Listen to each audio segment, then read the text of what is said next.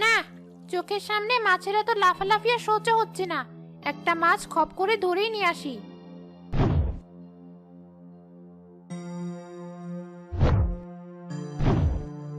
বাহ, কি সুন্দর মাছ হয়েছে আমার পুকুরে। এবার তৃপ্তি করে এটা খাবো আমি।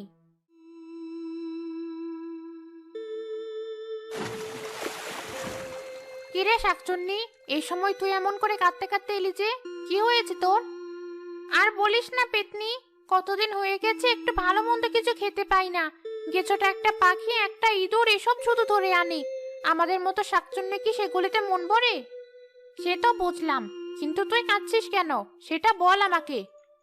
আজকে গেছোটাকে বলেছি আমার আর এসব খেতে ভালো লাগছে না, তুমি আমাকে টাটকা কাঁচা মাছ এনে দাও, আমি কাঁচা মাছ চিবিয়ে খাবো। আর সে বলে সে নাকি পারবে না। তাতে আমি একটু জোর করেছি বলে সে আমাকে মেরে তাড়িয়ে দিয়েছে। হয়েছে হয়েছে, আর কাঁদিস না।